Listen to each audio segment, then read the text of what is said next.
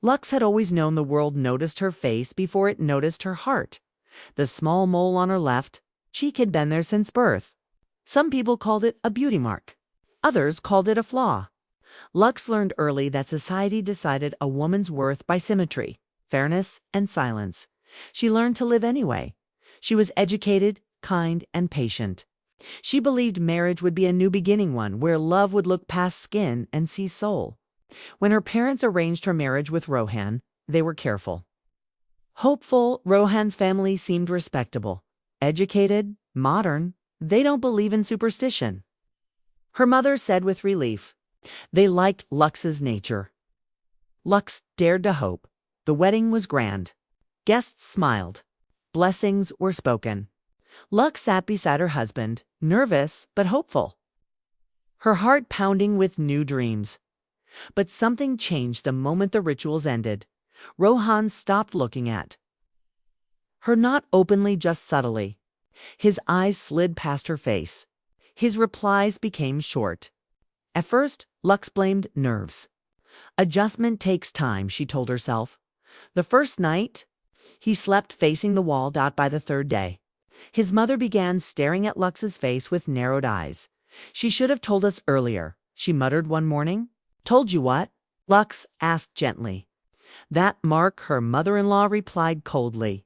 It brings bad luck. Lux felt a chill crawl up her spine. From that day on, the house grew colder. Her cooking was criticized. Her movements were watched. Her silence was judged as arrogance. Whispers followed her through corridors. Such a beautiful wedding. Ruined by one flaw. She trapped our son. Rohan said nothing. Lux waited for him to defend her. He never did. By the 10th day, he stopped coming home early. By the 15th, he barely spoke. Lux lived like a guest whose welcome had expired. On the 17th day, everything ended. Rohan came home early that evening. His parents were seated in the living room, faces stern, prepared. You should leave, Rohan said without meeting Lux's eyes. Lux felt the room spin. Leave? Why? His mother answered instead. This marriage was a mistake. We didn't see the truth. The truth. Lux whispered. Rohan finally looked at her, his gaze sharp, distant. I can't live with this, he said. People will talk. My life will be ruined. Lux touched her cheek instinctively. This? She asked softly. Yes, he replied. The word cut deeper than any slap. Within an hour, Lux was handed her suitcase. No explanation to neighbors. No chance to speak. No dignity. Her parents arrived too late. Lux walked out of the house she had entered as a bride head high.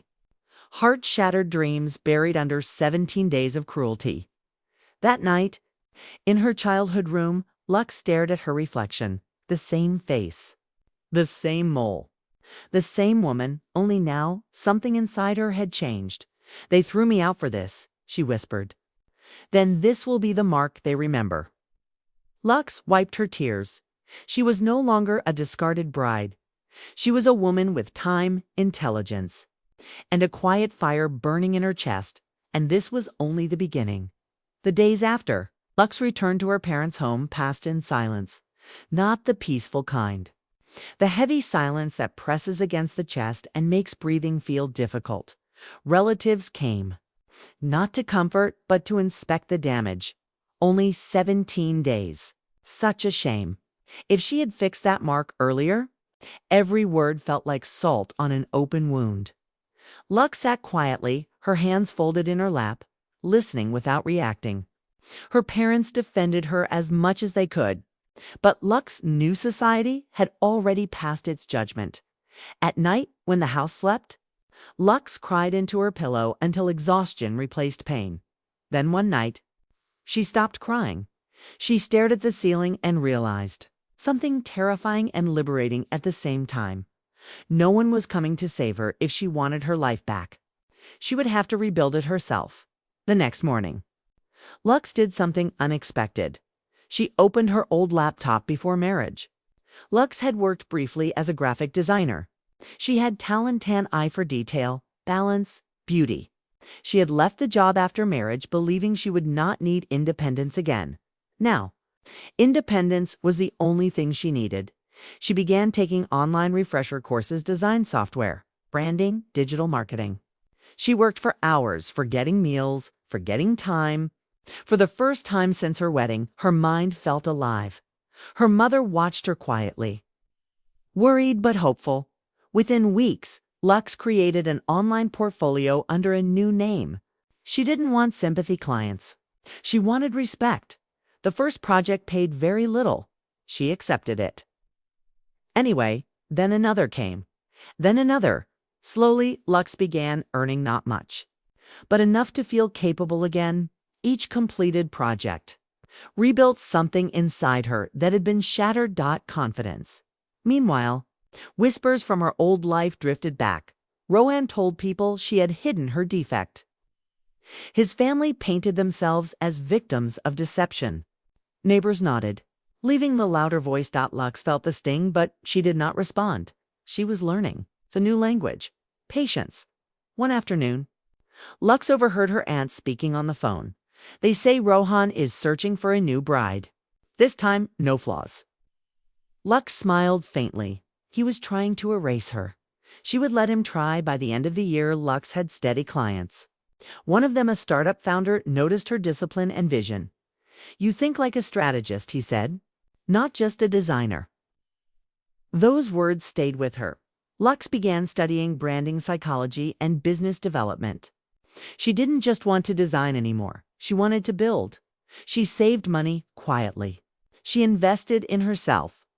She stopped hiding her face. One evening, standing before the mirror, Lux touched the mole on her cheek. "You didn't ruin my life," she whispered. "You revealed who was unworthy of it." Sighed. The world still judged her. Inside, Lux was changing and far away. In the house that had thrown her out, Rohan had no idea the woman he rejected. For a mark on her face was becoming something far more dangerous than he could imagine. 2 years passed. The girl who had been thrown out after 17 days no longer existed. In her place stood a woman named Lux Vermacom, confident and quietly powerful. Lux no longer worked alone. What had started as freelance graphic design had grown into a small but respected branding studio. She worked with startups, fashion labels, and wellness companies. Her designs carried depth, because pain had taught her how to see beneath the surface. Clients trusted her. They didn't know her past. They didn't need to. Lux moved into her own apartment in the city. The walls were clean and bright. The space belonged to her alone. Every object inside, every chair, every book, every lamp was bought with her own money. Independence tasted better than revenge, but fate had its own timing. One afternoon, Lux received an email invitation to a business and lifestyle exhibition, a large event bringing together entrepreneurs, investors, and media. Her studio had been shortlisted to present branding concepts for emerging companies. Lux read the location twice. It was in the same city where Rohan lived. She closed her laptop and sat quietly. Her heart did not race. Her hands did not shake. She felt ready. On the day of the exhibition, Lux stood in front of the mirror. She wore a simple, elegant outfit. Minimal makeup. Her hair neatly tied back. The mole on her cheek was visible and touched. Unapologetic. For the first time in her life, she didn't try to hide it. The exhibition hall buzzed with energy. Lux's stall attracted attention quickly. Her work stood out, not loud, not flashy, but intelligent. Then she heard a familiar voice. Her mother-in-law's. Lux didn't turn immediately. She finished her conversation with a client, smiled politely, and then slowly looked up. Rohan stood there.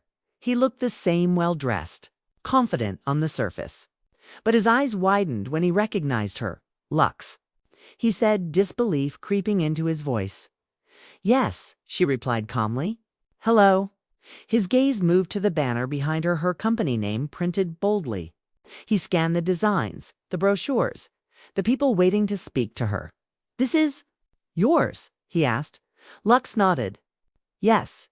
His mother stepped forward, her sharp voice softer now. "We didn't know you were doing all this." Lux smiled faintly. "You didn't want to know." An awkward silence followed.